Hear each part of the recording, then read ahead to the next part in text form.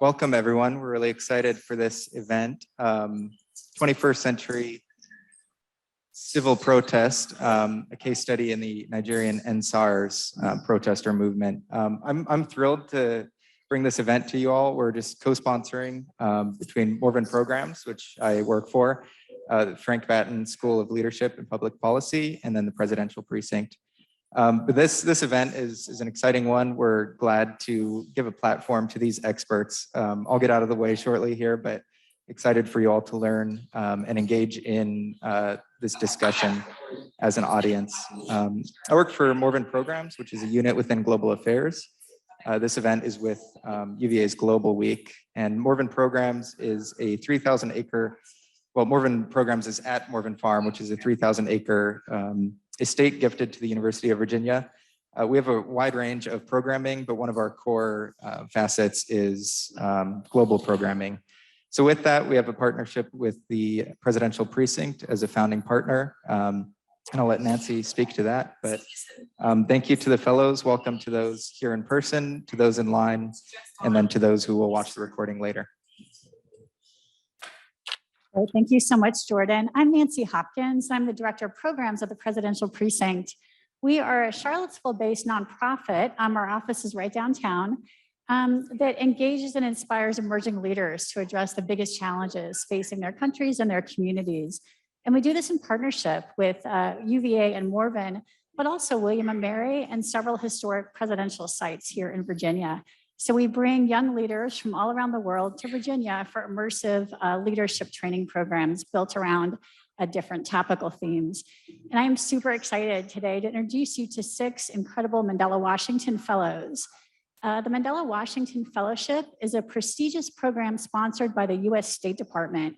It's been going on since 2014, and each summer it brings 700 young leaders under the age of 35 to the United States for 6-week intensive leadership training programs around civic engagement or business and social change or public management. And the Presidential Precinct, in partnership with UVA, Morven, and our other partners, have hosted successive cohorts of 25 Mandela Washington Fellows every year since 2014. And it's been such an incredible experience to get to know these young leaders. So when these 6 Mandela Washington Fellows who participated virtually in the program in 2021 proposed to share their insights about this really interesting example of civic engagement and civil protest, we knew we couldn't pass up the opportunity to get them connected with an audience here at UVA, and we hope to do the same at William & Mary. Today, we're talking about NSARS, which, as you may know, is a decentralized youth-driven movement that started almost exactly a year ago in Nigeria, and it really sparked a flame that spread around the world. At its core, it's a protest against brutal tactics of SARS, the Special Anti-Robbery Squad. But it became a much larger conversation about police brutality and threats against Black lives around the world, including here in the US, and particularly Black youth. And it's really a very interesting example of youth-led protests. The SARS squad was founded in 1992 to combat criminality and gangs, but it evolved into a major perpetrator of human rights abuses in the country, widespread human rights violations. So ready to dive into our program, but let me explain the format. We have 6 experts here with us today, and you're going to hear from each of them in turn for about 30 to 35 minutes. And then Jordan will come back up and facilitate a very engaging Q&A. So as you hear from our colleagues, think of questions that you may have for them about anything that you're hearing or that questions you may have already had about this movement. And we'll take questions from our in-person audience here and then also from the chat. We've got some online folks joining us as well. But before we do that, I'm going to invite each of our speakers to introduce themselves in turn. And maybe we can start with you, Rachel. And then Rachel, you can call on the next person, kind of pass the torch to one of your fellow fellows. And if each of you could just quickly say your name, say where you're from, and your area of work and expertise. Go ahead, Ray. Thank you, Nancy. That was very interesting, beautiful introduction. So I'm Rachel from Nigeria. Rachel Inegbedion, and I have over 8 years of experience in disability advocacy, policy formulation, and education technology, leveraging on STEM and robotics for persons with disability. Currently, I'm the executive director and founder of the Special Needs Initiative for Growth, where we use empowerment tools and resources and programs for persons with disability.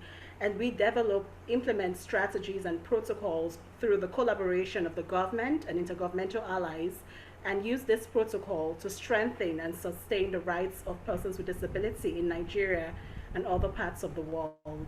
Thank you for having me, and I pass on the torch to Melva Oguru. Thank you, Rachel, and thank you everyone for having us. I'm Kechinyere Melva Oguru from Nigeria. I'm the founder of Catch Em Young Initiative, an initiative, a non-governmental organization that promotes literacy, access to education, and to inclusive and qualitative education in rural communities in Ebonyi State, southern Nigeria. I'm also a legal practitioner and I've practiced for over 6 years. And I leverage my space, my skill as a legal practitioner to advocate for minority rights here in Nigeria. Thank you. Colin Nafi. Nafi, I think you're muted. Thank you, Melva, and hello, everyone. Thank you so much for having us. My name is Nafisatou Traoré. I'm currently the head of advocacy at Save the Children, which is an international NGO that promotes and protects the rights of children around the world, in fact, in more than 150 countries in the world. And I am currently living and working in Côte d'Ivoire, which is located in West Africa. However, I am from Senegal. And again, I'm very pleased to be with you today. Thank you. And I'm calling on Victoria. Thank you, Melba. My name is Victoria Amasigomba Deroba. I'm Nigerian, and I've worked with the Amnesty Office in Nigeria. I'm a human development professional, and I'm very excited to bring development to my community using my expertise in development, in youth empowerment, and I drive change.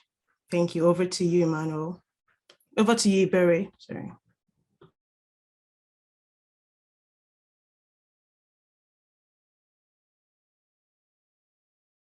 Barry, I think you're muted.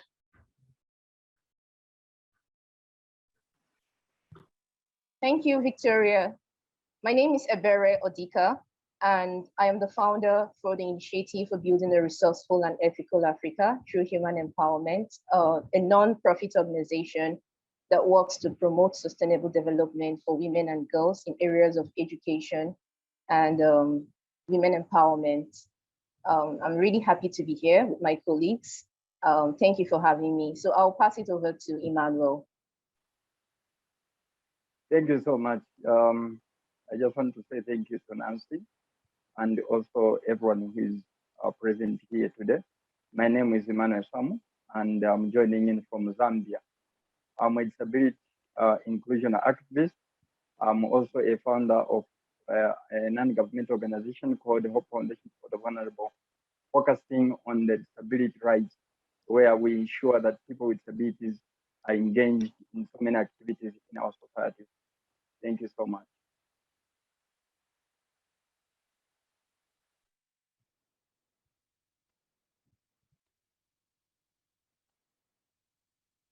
Share your screen if you have any images or anything you would like to share with us, but we'll let your presentation roll and we'll all start thinking of our questions. Over to you, Ray.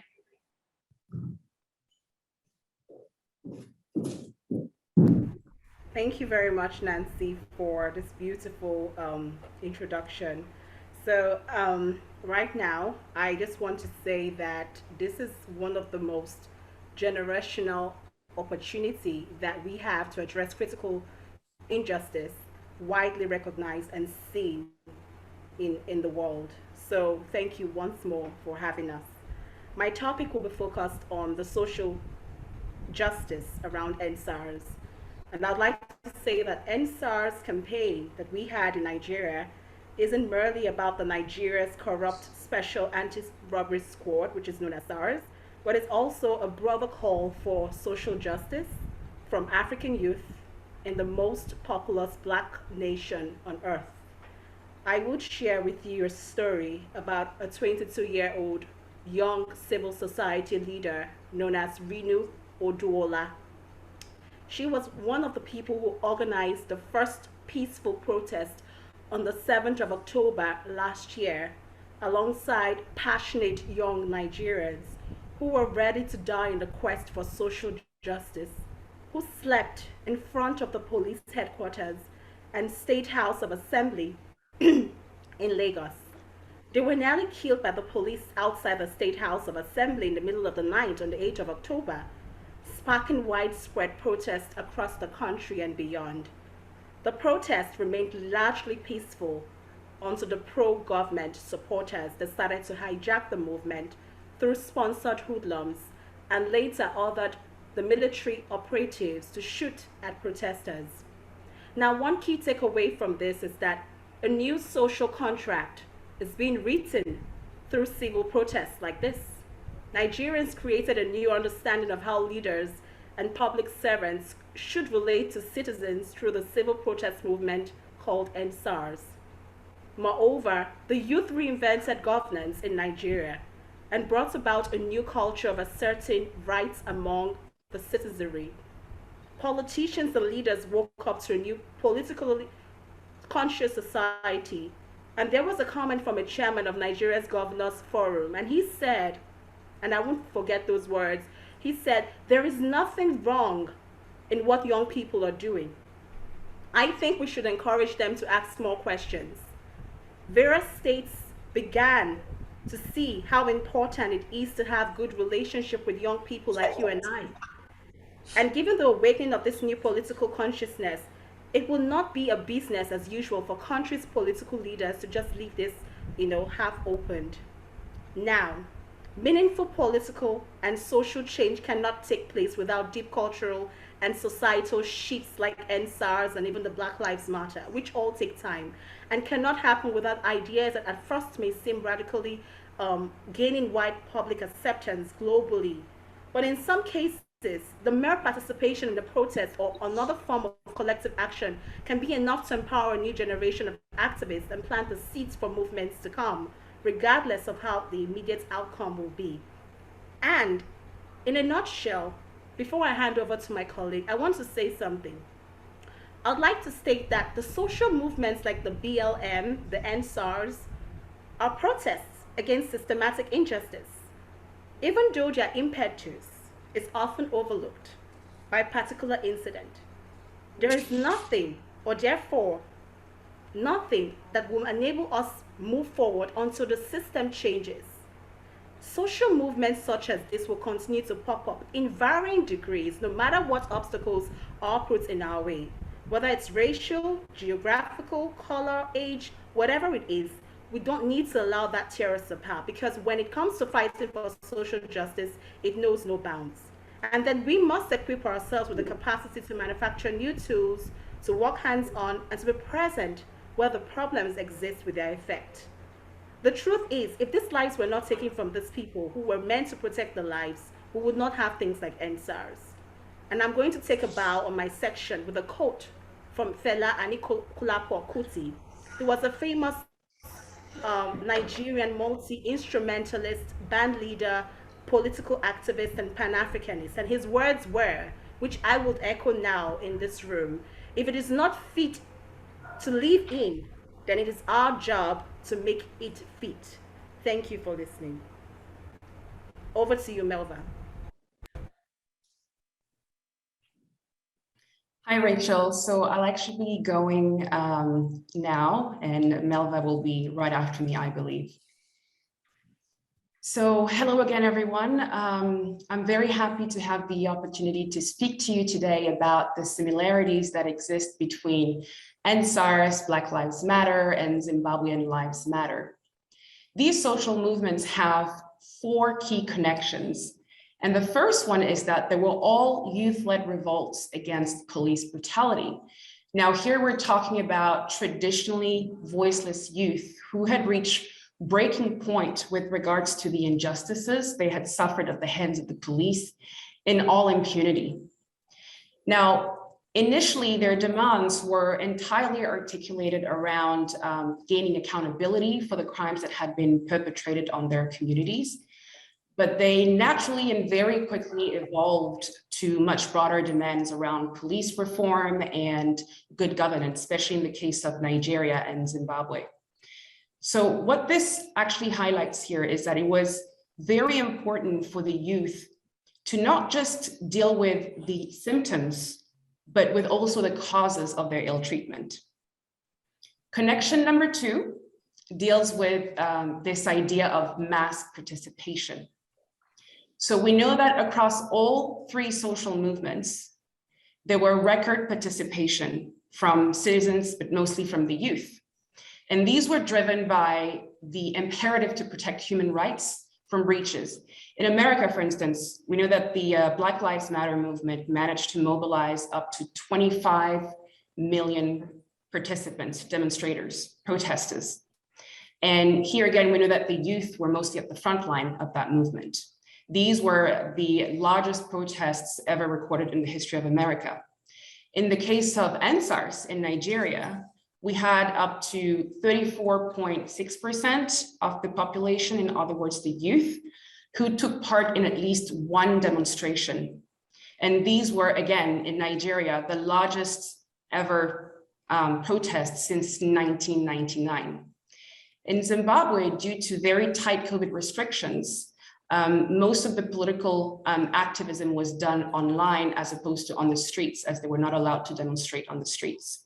But even there, we saw hashtags that generated more than 1 million tweets, as well as online petition that attracted up to 40,000 signatures. So what I really want to highlight here is that we understand through the social movements that for the youth, police brutality was definitely a matter of human rights that's directly connected to one's right to not only life, but to protection free from discrimination. The third connection I'd like to share with you today has to do with the power of the tipping point. What I mean by this is that all of these social movements witnessed multiple atrocities, which had happened over a very long period of time, again and again, until they reached their highest point, in other words, tipping point, which generated public outcry. With the killings, obviously, of, as we know, George Floyd in America, the killing of a young unarmed man in Nigeria by SARS, as well as the abduction, torture, and disappearance of political journalists and activists in Zimbabwe.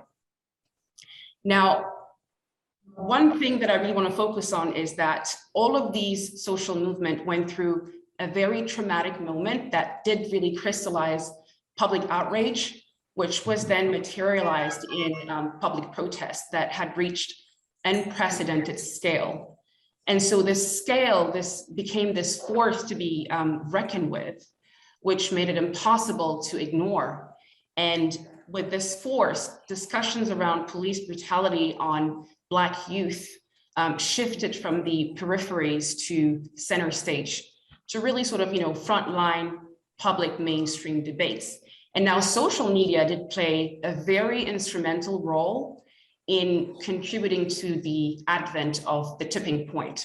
What I mean is that on the one hand, we know that human rights breaches were massively broadcasted on social media through videos that went viral.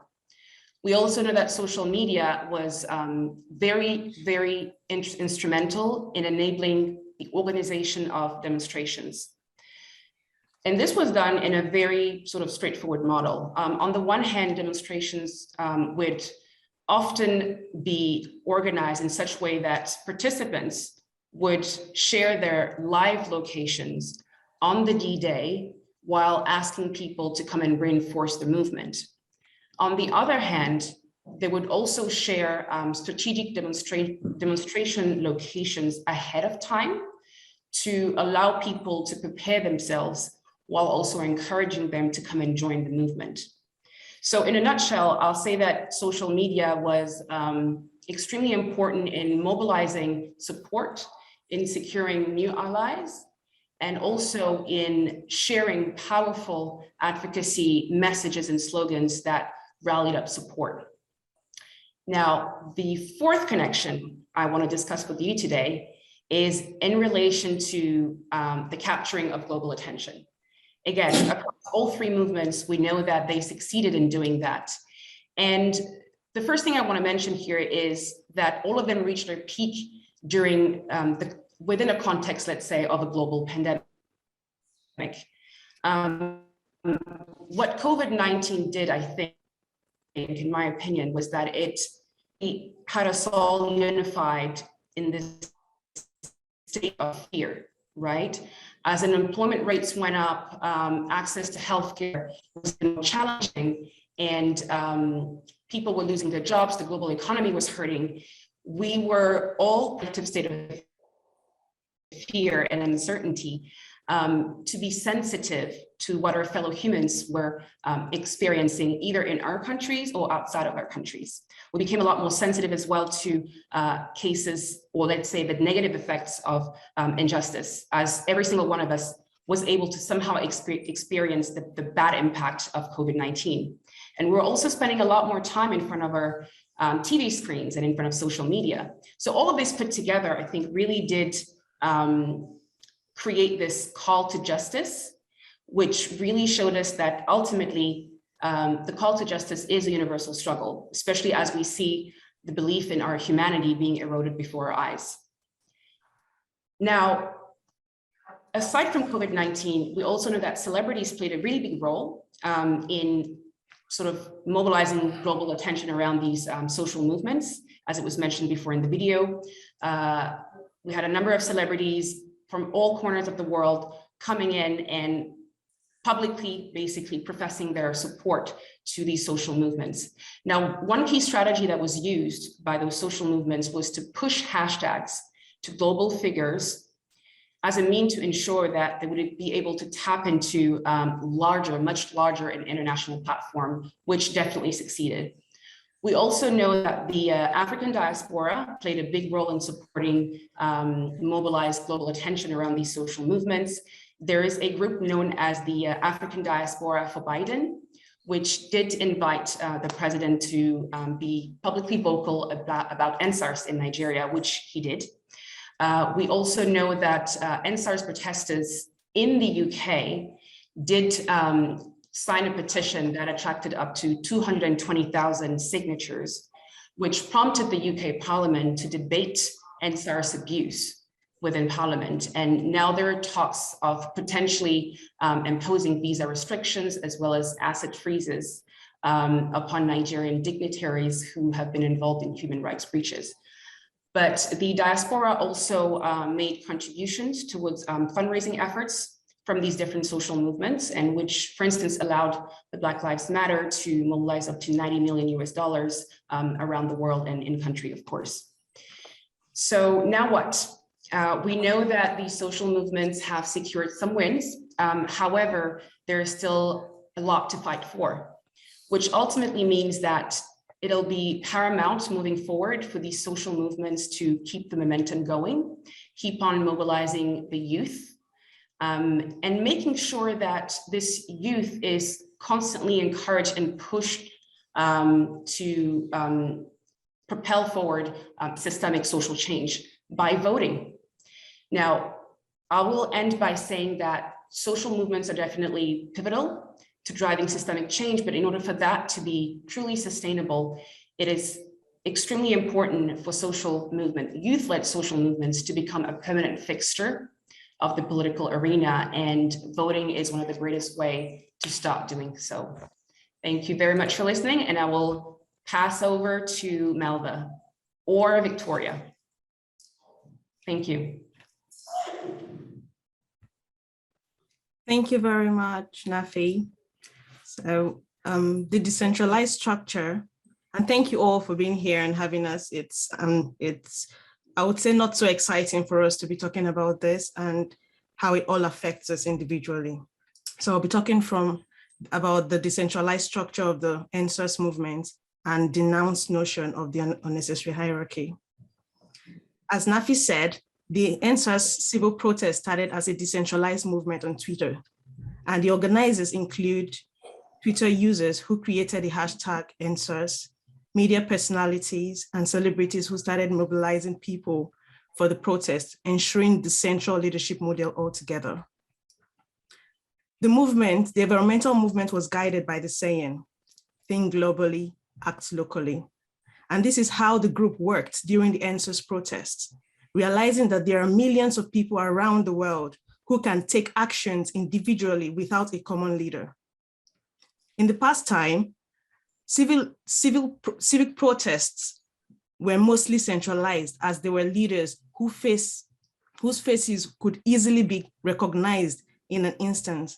For example, as Rachel mentioned, Fela Anikulapo Kuti, who was one very popular activist, among others who led protests against social injustice in the 90s. However, today, social movements are more than that, as there is no central leader to give orders, make decisions, and represent the protesters. The decentralized movement and less formal structure gave room to the slogan, Sorosoke, which is a Yoruba saying, meaning speak up. This was a wake-up call for all Nigerians home and abroad to speak up for themselves and stand up to injustice. This includes everyone, men, women, the feminist group, those living with disability, everyone. The participants of the protest laid emphasis on denouncing any form of titles, ranks, and other traditionally recognized structure of hierarchy, keeping the focus on the mission.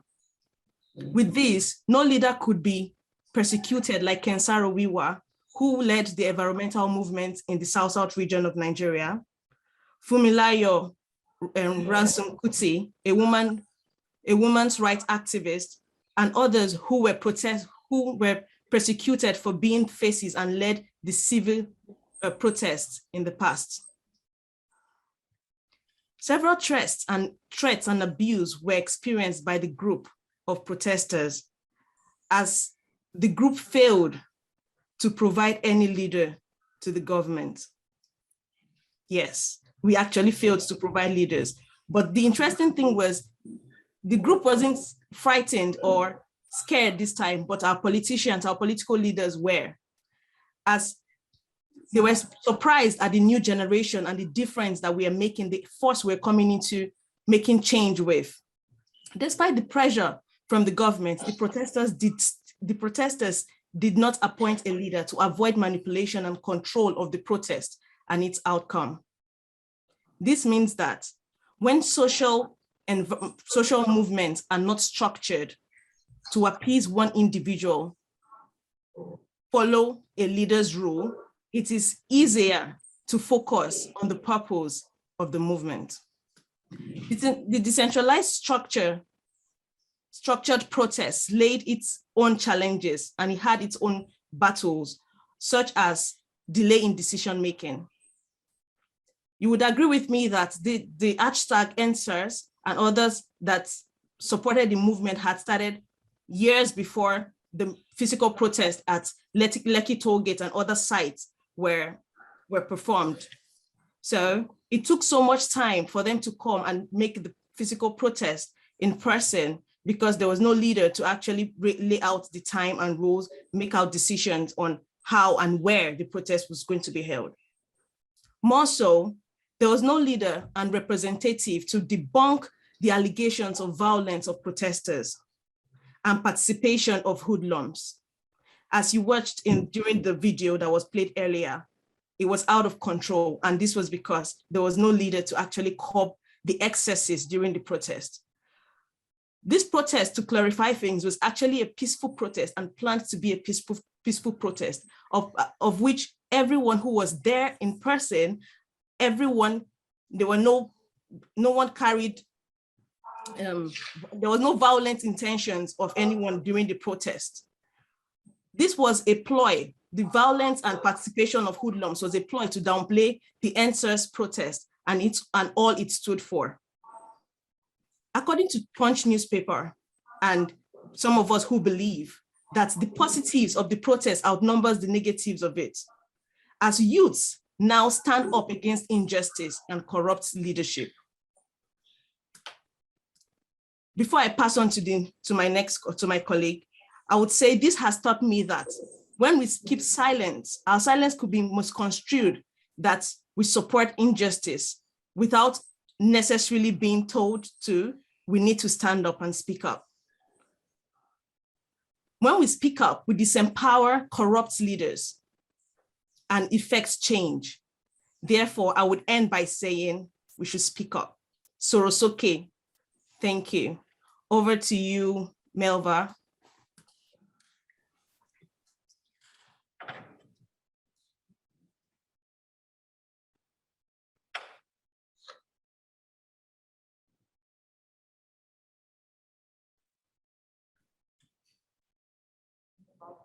Hi. Is muted. Good. Melva, can you please unmute yourself? I think you're temporarily muted. If you could unmute so we can hear you. Thank you. Oh, thank you. Thank you very much. Okay, back to what I was saying. I'm going to be drawing our attention to the fundraising structure and how it created a miniature of what the youths were demanding for, which is a properly governed state. This was a social movement for change, first birthed on Twitter using the hashtag #EndSARS. The social media community played a pivotal role for the right communications and mobilization. Nigerians are multicultural with varying values, religions, and beliefs, but now had a common goal. We were constituents with a strength of purpose, which united us, and we explored the very things that once divided us to unite us. We had prayer walks, Christians circled to protect Muslims while they prayed, and Muslims controlled the traffic to provide safety while Christians prayed too. As in the football match where the youths were as a team. Once the goal was identified, varying skills were harnessed to ensure a peaceful protest across all 36 states in Nigeria. So I'll go furthermore into the fundraising structure. With a common goal already, all Nigerian youths felt a sense of obligation to contribute across states and social strata, from millions of naira to as small as $1 to designated accounts. But then the government began to clamp down on these accounts, shutting down the accounts and clamping down on the holders of these accounts. And then the switch. The Nigerian youths are commonly known to be tech gurus, which made them the focus of the SARS unit. They were aided by a network of homegrown payment apps, Bitcoins, and a range of decentralized model financial technology, ensuring the funds and its streams were not traceable. Now the microcosm, a miniature desired nation. We had goals. As the youths in Nigeria, we had goals. We were focused on setting demands, simply governance, leadership. The #EndSARS itself was a symbolic word to say we want to be better governed. Youths were deliberate with their strategies geared towards modeling their demands and getting both the government and global buy-ins. Thus, leadership, transparency, accountability were a vital strategy in pushing this movement. A coalition of organizations such as the Feminist Coalition, which was actually formed in the wake of the movement, were saddled with gathering funds, providing public up-to-date accounts of monies received, spent, and balances, including events that were actually taking place. They were providing updates, up-to-date accounts on everything. Youths galvanized skills in all sectors for emergency responses at a simple dial of a number mental health responses were gotten, ambulances, legal services, security, food, funds were made available to individuals that were in need at the time. They initiated frank talks on disability and minority rights, tribalism, religious bigotry, etc. These were things that seemed no-go area for Nigerians. If you needed to be safe, you wouldn't talk about them. They set themselves far from the illiberal generations before them, of course, which led us. For decades, we were lied to, made to believe that these were impossible things, but the youths achieved them. Just in 2 weeks, they literally set everything in motion, and all these quick responses, emergency responses, healthcare was taken care of. This is something that the Nigerian government found difficult to cater for. Legal services were made available. All security outfits were actually set up by youths themselves. Security, the kind of security that had respect for the people, the kind of security that knew that what mattered was not just the law itself, but that the law was made for the people, not against them. They modeled all of those so that the government would see that what we were demanding for wasn't far from being reached. And I drew some lessons, 2 at least. It was a demonstration of freedom and possibilities, literally. Was the power of number. I saw the power of number, how everyone poured out with one heart, with one purpose, with one goal, with how the registered votes aged between 18 and 35. It highlights the need for more youths. My colleague mentioned this, Nafi did mention this. There is need for more youths to exercise their civil and political rights, to speak out, to sorosoke, and demand change when and where it is necessary. And not wait for maybe for something to happen first. It was a tough time in Nigeria, but one that gave us all goosebumps, because for once we saw things happening the way we wanted it to.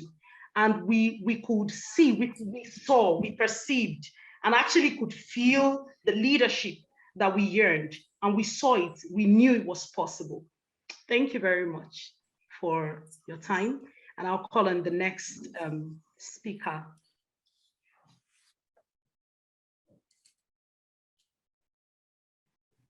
Emmanuel, I think you're next. Hello, everyone. Can you hear me? Oh, yes, we can. Can you hear me? Yes, we can. Okay. All right. Thank you, Melva. So I'm trying to share my screen. So please hold on.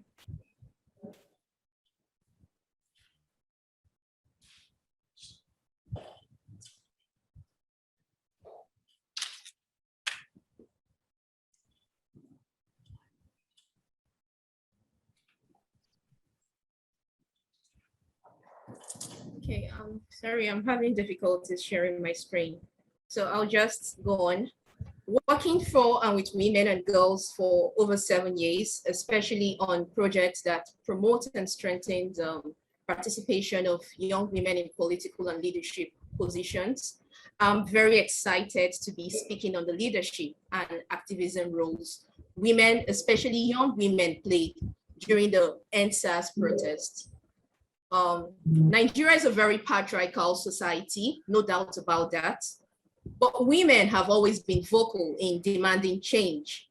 However, whenever revolutions are documented, women are somewhat erased or under-recognized. In my opinion, I think history is kind of unkind to women and their contributions to politics and activism. I'm here today speaking because there's a need for us as women to tell our stories and document our history before they get the chance to be erased. As we have all heard from my colleagues about the EndSARS movement, it was initially an outcry against police brutality and extortion, by a notorious unit of the police called the Special Anti-Robbery Squad.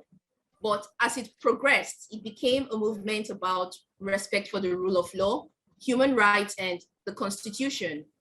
Worthy of note is that to a large extent, this movement was spearheaded by women. Nigerian women are no strangers to organizing. There are few documented history of Nigerian women demanding change and coming out to fight and push for their rights during the anti-colonial struggle. The most notable is the Aba Women Riots, also referred to as the Women's War, which was sparked by plans to tax Southern market women. As a result, thousands of women were involved in protests that saw colonial shops, banks attacked, and courts burnt down. But in the end, the colonial administration backed down. Another is the Lagos Women's Association protest in response to the Income Tax Ordinance of 1939 and the polling price scheme of 1941. Also is Funmilayo Ramson Kuti, the mother of the famous Afrobeat star Fela Kuti, who successfully mobilized thousands of women against more proposed taxes to be levied on small traders. Truth be told, the battles strong women before us fought to get us to where we are today have actually been downplayed. Nevertheless, women have not given up, as it is evident in the NSAS protests, where so many women played principal roles.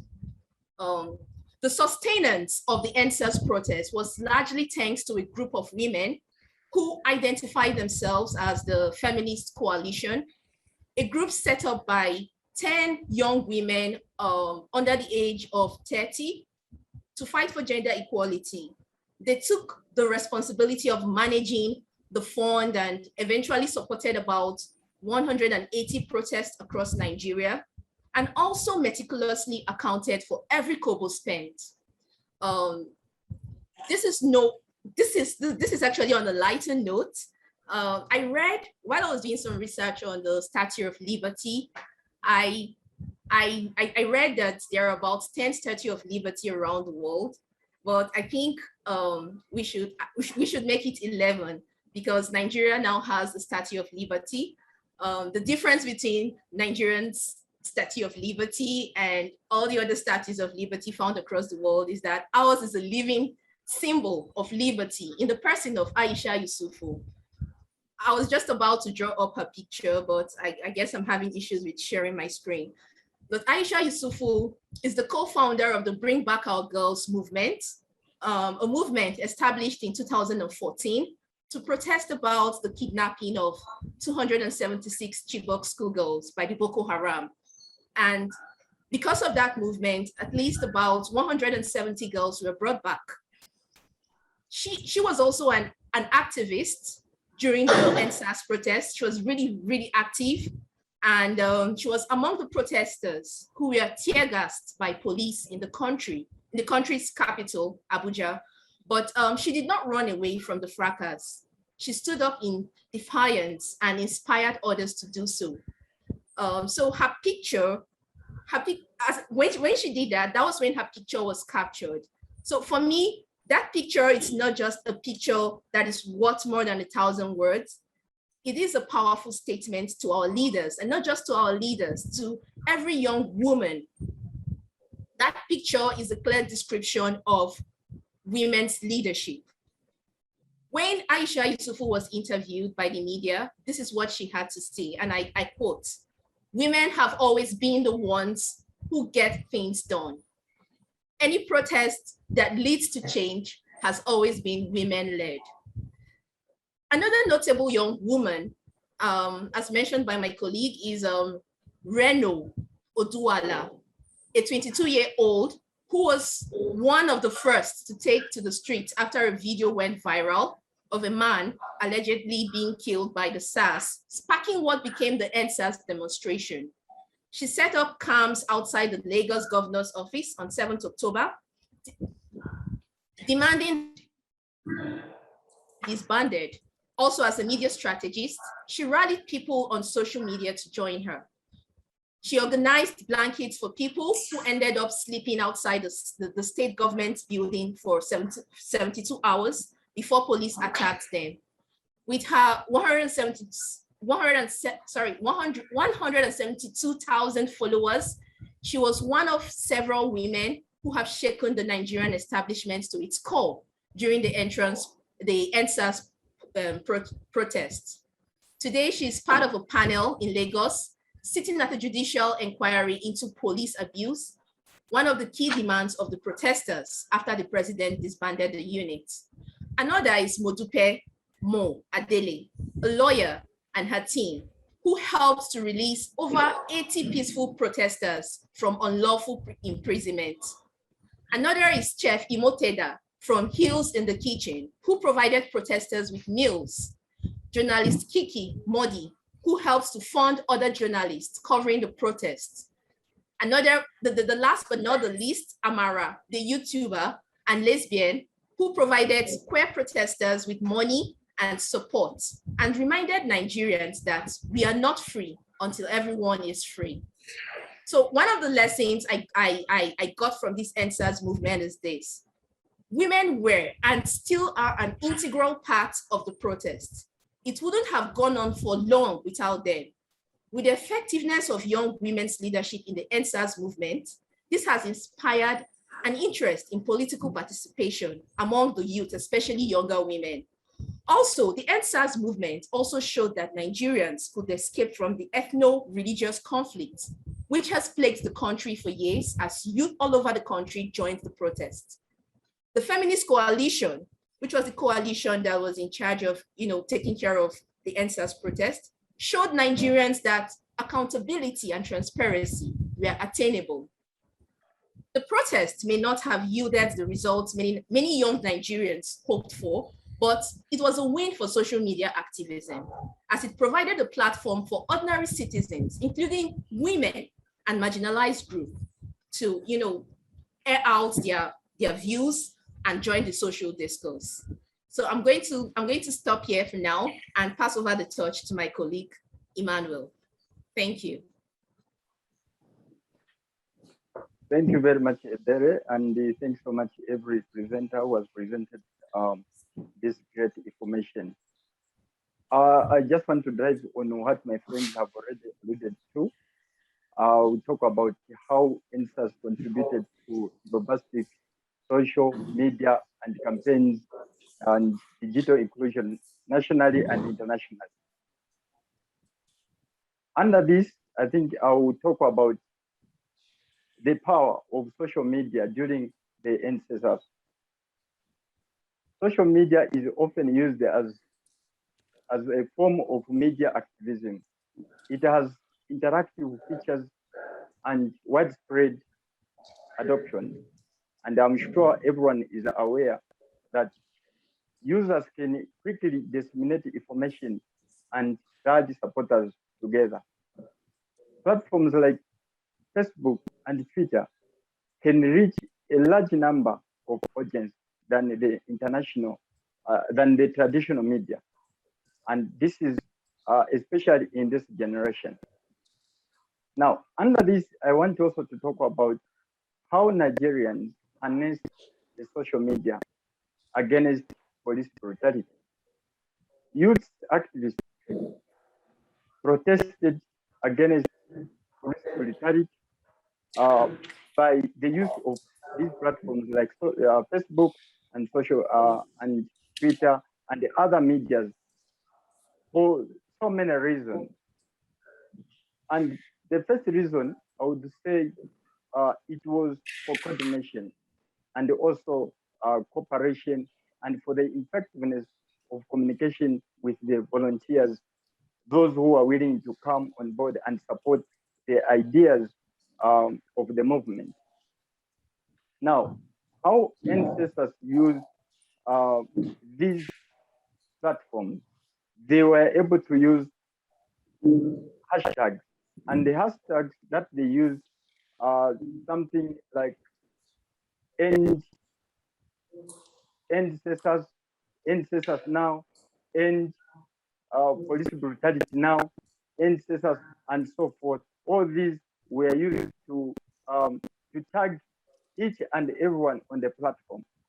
And by doing that, so many youths were able to get engaged. And when they got engaged in these platforms, because they were able to communicate effectively, they were able to share information each and every time when they are organizing these protests to ensure that they have one voice. So even as today, where we are, all of us in this room or on this platform, we are able to interact because of the social media. So as Zambia, as a nation, we were able to learn something from Nigerians as a nation. And this is the lesson that I'm sure even other countries learned from the ancestors movement, the protests that took place in Nigeria. And of course, I just want to mention that my presentation is short because we cannot run away from the fact that social media, it has been mentioned in every presentation here. That shows the importance of Facebook. That shows the importance of Twitter in our organizations as civil society organizations or as individuals with a passion to bring change in our communities. Now, I just want to bring the lessons that Zambia learned from the ancestors movement. Zambia, being one of the countries in Africa, was able to learn from what was happening in Nigeria. They were able to follow whatever was happening in Nigeria. And this led to the civil society organizations that are led by the youth to use the same mechanism of using the platforms like Twitter and Facebook to voice out their grievances against the government due to corruption, perception, due to police brutality that was happening in the country. And because of the threats that these youths were going through, they decided to use platforms like Facebook, and they were able to protest in the bush. And because of that, many youths were able to follow them. And because of that, many youths were influenced to realize that they had the responsibility to play in the community. Hence, when the general election came this year, they were able to influence each and every youth in the society by using the social media, and everyone was influenced, and they were able to work up as early as 04 to go and cast their votes because they were able to realize that their right lies in their hands. And they were able to do this because of the social media. And they were able to go and cast their vote, and they were able to bring the change that they wanted. Now, like I said, that my presentation is short. Now, I just want to say that all this shows that we have a responsibility as youth.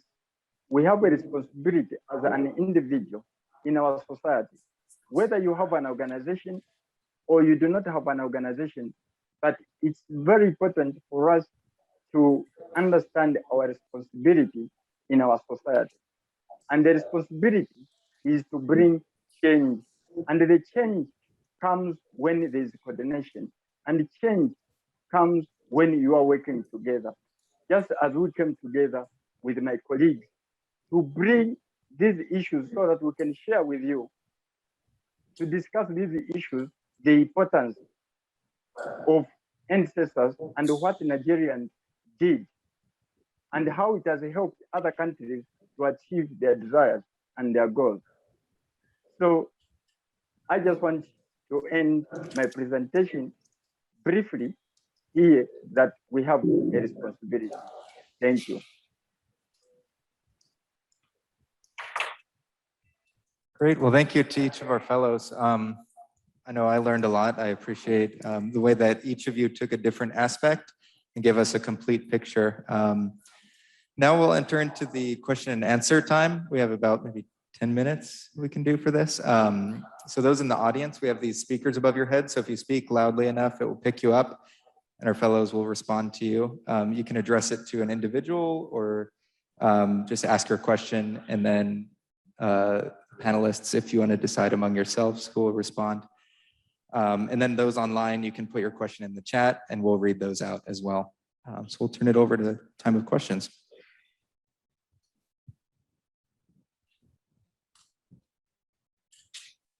Yeah. My name is Tony, and I'm Nigerian, and I used to live in Lagos from 2017 to 2019. So even though I was removed from the situation and started happening, I had still a whole bunch of friends living here. And during that time, they had that and they usually asked that I need to go to school because I went to school in 2011. So a lot of people had to attend school online, but by that time we were already involved in like the community. But because of like my friends' jobs, we didn't actively go out and help with the protesting. So I wanted to set questions about how to mobilize youth who can't really do, like physically participate. Yeah, that's a great question. Panelists, did you hear that or should I repeat it? If you can repeat it, that would help. Thank you. Yeah, so correct me if I'm missing anything. For those, we have a student here who grew up in Nigeria from Lagos and is wondering, for those who maybe can't be out on the streets and mobilize, how do they participate? How can they engage? And then for those also in Nigeria who maybe for various reasons can't be out on the streets, what in movements like this in particular, but in other social movements, how does one participate in a way that's maybe not being out on the streets? Is that? Yeah. Okay, I could try, and then some of my colleagues could add some points as well. So thank you for that question. For me, I did not go on the street. Yes, but what I did was silent and yet audacious. I was using Twitter as my weapon to speak out. I was also going on LinkedIn and, tagging some ministerial, how will I put it, departments in charge of judiciaries and then even the NSARS to draw their attention to see reasons why it's really important to listen to the voices of the youth. I was also blogging about it on Facebook and then even on Instagram. So these were just very, distinct paths that I did.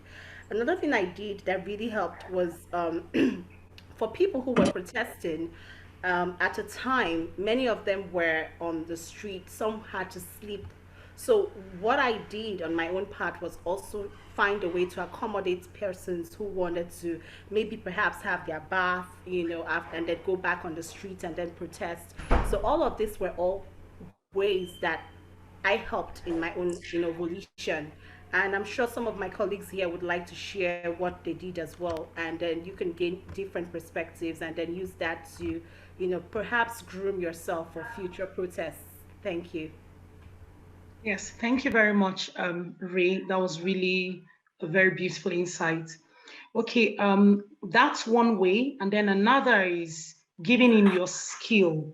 As a lawyer, when it was called, we had a call on our National Association of Lawyers in Nigeria, a group that we have, a virtual group. And when we had the call, wherever you were, if there was a protester that was arbitrarily arrested and you were close, you would give in your skill to go and do your job. So this time around, you're simply doing your job, which would but rarely put you in harm's way, but then you're simply doing your job. So what I did, part of what I did, yes, I was on the street protesting, but part of what I did was making myself available, availing my skill to ensure that those who were arrested and who shouldn't be arrested, and were detained, that I could go out there to release them. So that's another way. I also have a friend who is a medical doctor, and she was all geared up with her medical kits and all.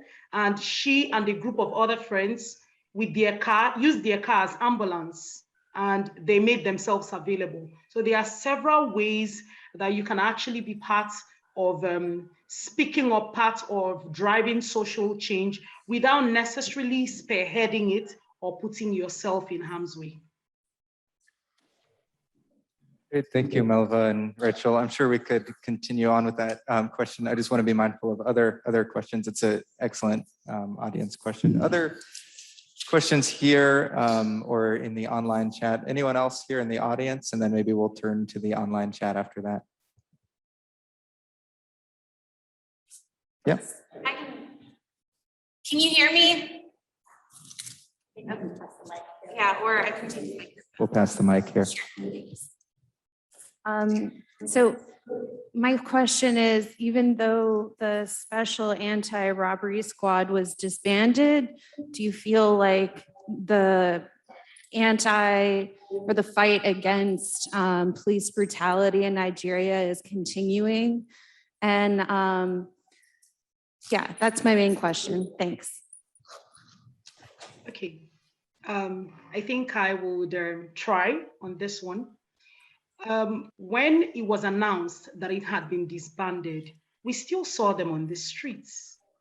But then what I know that we were able to achieve with this is that the police brutality that were common and were very openly done is no longer as such as bad as it used to be. It still exists, definitely, but it's no longer as open and as commonly done. Like the cops are no longer so proud to beat up a youth.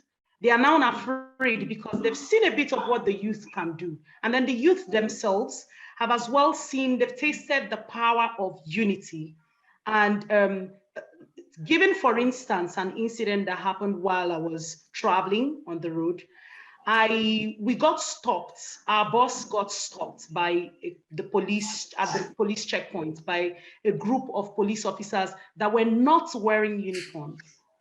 Usually before now, I would probably just be quiet because they could just, if you say the wrong thing, you could be shot. But I immediately said, we do not know if you are the police, so why are you stopping us? You're not on your uniform. And something spectacular happened. He began to explain himself, which is usually not the usual. Now, this is a bus full of young people traveling. We all have our phones. We've heard here the key role that the social media got to play. Now we have our phones. You could immediately grab something and put it out on the social media. They always wear their name tags, even though they were not wearing their uniforms, their faces would show and they'll be in trouble. So now we were able to speak up, though, like Rachel said, we may not have gotten exactly what we thought or hoped that we would get, but then we got some of it. We got them to realize that we can now speak up. We got them to also realize that the seats where we have placed them with our votes is hot, that we can now make demands on those seats. Yes. Thank you, Melva. Frankie, do we have questions in the online chat? Maybe I'll bring the mic back to you. And then I think we're getting shorter on time. Maybe we can do a 30-second answer or so and get a couple of fellows on this one, but let's see.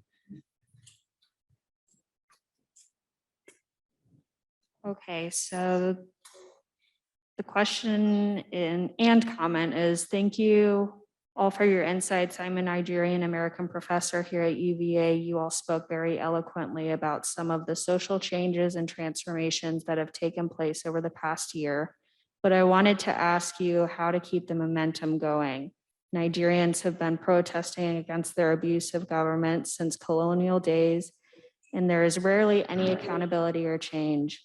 I also wanted you to reflect on what has actually changed institutionally after a year of protests. SARS is gone, but we have SWAT. do you think this will eventually lead to a situation like the protests in Sudan? Thank you, Frankie. And so, yeah, if we could maybe get a few of our panelists here on this question. I know we're getting close to the end of time, but I think that's an excellent question. And I know many of you will have different things to say. So I'll stop talking here, but if you could try to answer this question in around 20, 30 seconds, and then we'll maybe move to closing after that. Maybe I'll just take a stab at this one. I think it's a really interesting question. And well, I think you're definitely right. SARS has been dismantled and replaced by another type of institution, as we know, as SWAT. And yes, there's definitely, I think, genuine fear that this whole thing could happen all over again. However, I think just as Melva demonstrated, once new boundaries are reached due to massive social movements that are taking place, there's somehow a bit of a mind shift that happens. Not just a mind shift, but also shifts in terms of standards and what's to be expected. And I think if SWAT was to come and start just sort of perpetrating the types of behavior that we've seen in Sudan or in Nigeria itself, this would most certainly guarantee an end SWAT movement, which would then, I think, then probably end up leading to something else and some other outcome. But all this to say that I think with everything that's been happening in the past year, now moving forward, such types of institutions, I think, will think twice before going back to old practices, old negative practices that didn't end up sitting down well, obviously, with the youth who revolted and made sure that things changed around that. So I will stop there and allow maybe my other colleagues to jump in here if they want to add on.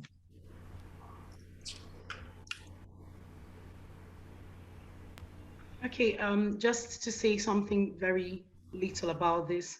I think that the fact of this movement has also opened the mind of the youth to the realities, the fact that we can use our rights to vote and that we can speak up as well. So of course there are fears about possibilities, the uncertainties of tomorrow, and how far we went with this, and if we were able to achieve or not achieve our goals.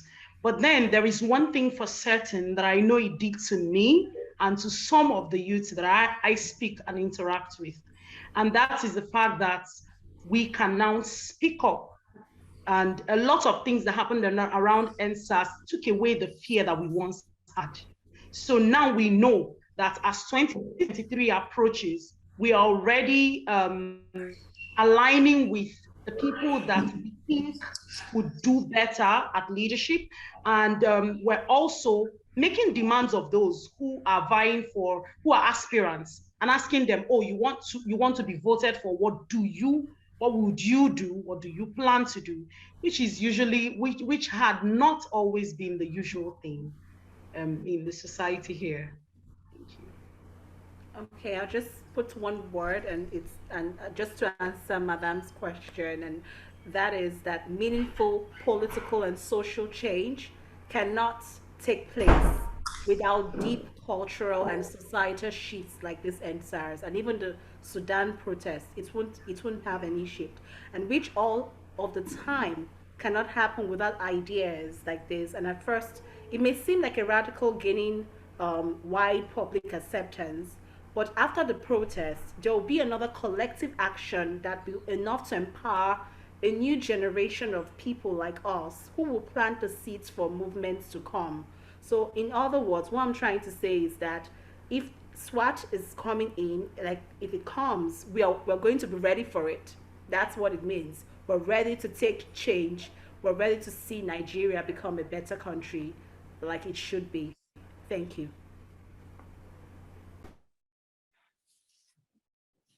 I just wanted to say thank you so much to our colleagues today for sharing your perspectives with us. To Nafi, Emmanuel, Melva, Rachel, Victoria, and Ibere. It's been such a pleasure to have you with us to share your perspectives. on this incredibly important issue. And you really drew so many important parallels to protests in other countries and to the US context and to our struggles here. As we all know, injustice anywhere is a threat to justice everywhere. And your struggle is our struggle. And we really appreciated you taking the time to share your perspectives on this. And please know that we are with you in solidarity, and we will be watching Nigeria closely, certainly from this point forward, and wish you all certainly the best in your courageous and important work. And we're just so glad that we could be here with you today, and hope to have you back for future events. It's just been a pleasure to have you. I know that our panelists have a survey link. We'll drop it in the chat. And we're also going to follow up with folks who are here in person and online, and with a follow-up email. Our panelists have some resources for you, and they have a slide deck that you can have for your future reference. So we'll follow up with an email, and we'll put the Google form link in, and they certainly encourage you to get in touch with them with any follow-up issues, questions, comments, and they would love your feedback. So we'll make sure that you get that link. So I think with that, I wish we could keep going, but I think we'll close in the interest of time. I know some folks have to get to class. So with that, we'll close our webinar, but and I'm gonna pronounce it wrong, but is it Sorosoke? Speak louder. I certainly will take that as a mantra and a slogan for all of us to take going forward. So thank you so much for coming, everybody, and enjoy the rest of your day and your evening for our panelists. Thank you.